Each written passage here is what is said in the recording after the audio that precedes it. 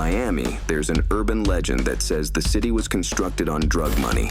The first skyscrapers, luxury hotels, and opulent nightclubs were funded by the proceeds from massive cocaine sales. The turbulent decades of the 1970s and 80s set the stage for Miami, inspiring iconic films like Scarface and the TV series Miami Vice. But beyond these Hollywood tales lies a true story. Miami was once the frontier of the cocaine trade, a city whose economic surge was propelled by so-called cocaine cowboys. Behind the facade of street-level drug transactions sat a woman who reigned supreme, the veritable cocaine queen, Griselda Blanco. Called the godmother of drug trafficking, she was a woman who dispatched any threat, adversaries, and husbands alike without hesitation. Pablo Escobar once remarked, "The only person I was ever afraid of was a woman named Griselda Blanco." In this episode of Illicit Investigations, we dig into how Griselda Blanco, a Colombian drug trafficker with modest beginnings, rose to become the Queen of Miami, overseeing every shipment of drugs entering South Florida and every gram sold on Miami's streets. Stay tuned. Don't miss the story of the woman who sculpted the underworld and directed the flow of billions of dollars that helped forge Miami. The Godmother, the Black Widow, Queenpin. These are just a few of Griselda Blanco's many aliases that underscore her notoriety as the leader of a billion-dollar, blood-soaked drug empire extending from Colombia to the United States. Born on February 15, 1943, in Cartagena, Colombia, she relocated to Medellin with her mother at a young age. Plunged into poverty, Blanco began her foray into the criminal world at the age of 11 when she allegedly kidnapped a local boy and subsequently murdered him following a failed ransom attempt. Over the years, she expanded her criminal activities to include pickpocketing and money counterfeiting. Her reputation on the streets of Medellin was one of cunning and calculation. At 14, she left home and met Carlos Trujillo, a man who earned his living by falsifying documents and trafficking humans.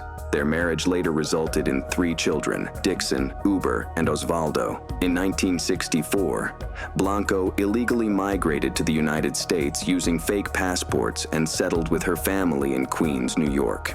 By the mid-1970s, Trujillo had passed away. While some attributed his death to health issues, others suspected Blanco's involvement.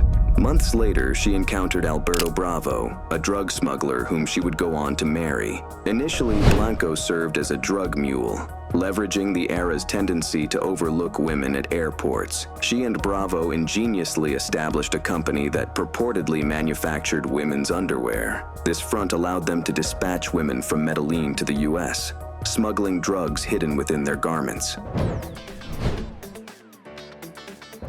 The disco boom of the 1970s ignited a burgeoning demand for illicit drugs, such as cocaine. By mid-decade, Colombia had risen as the nucleus of the cocaine trade, presenting opportunities for immense wealth. Blanco, along with her second husband Bravo, forged a cocaine empire with its base in New York. In April 1975, a joint investigation by the NYPD and the DEA called Operation Banshee investigated Blanco's business, and she and 30 of her associates were indicted on federal drug conspiracy charges. However, when the charges came down, Griselda and her husband were gone.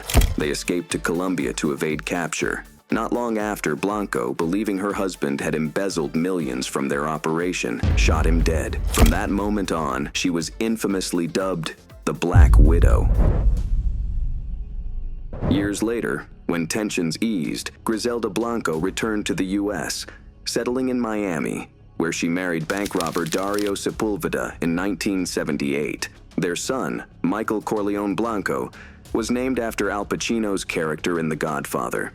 By the late 1970s, the suburbs of Miami, such as Kendall and Coral Gables, were characterized by their manicured lawns, Spanish architecture, and hard-partying white-collar workers flush with disposable income. Cocaine emerged as the preferred party drug, enabling Blanco to cater to an affluent clientele and indulge in a luxurious lifestyle. Michael Corleone recalls that his three older brothers, who were tragically murdered, owned Lamborghinis, Ferraris, and Maseratis, with one brother even customizing his sports cars to accommodate his height. They moved around in armored vehicles, shuttling between their grandiose residences in Key Biscayne and Palm Island, and even owned a private jet. Michael Corleone remembers that for his 6th birthday, the family extravagantly rented a cruise ship complete with a petting zoo. Griselda was a familiar figure in Miami's nightclubs and upscale suburbs, seeking wealthy customers. She frequently clashed with relentless cartel bosses and the Miami Police Department. It was a time in South Florida when cocaine reigned supreme, and the drug wars associated with Griselda made national news. Violence was the cornerstone of Blanco's empire. A notorious public assault occurred on July 11, 1979, when two men, presumably under Blanco's orders, shot a cocaine dealer and his bodyguard in a liquor store at Miami's Dadeland Mall. In a separate incident in Miami, Blanco commanded the assassination of her associate, Jesus Castro, who allegedly assaulted one of her children. However, in a tragic error during the 1982 hit, her henchman accidentally killed Castro's 2-year-old son, Johnny. Jorge Ayala, one of her hitmen, claimed Blanco accepted the mistake without remorse. Blanco's children were no strangers to brutality. In 1983, it is believed she orchestrated the murder of her third husband, Dario Sepulveda, who was fatally shot in front of their 5-year-old son, Michael Corleone. Officials linked Blanco to at least 200 murders throughout the U.S. At the height of her operations, Blanco's network was trafficking cocaine worth $80 million monthly, with major markets in New York, Miami, and Los Angeles.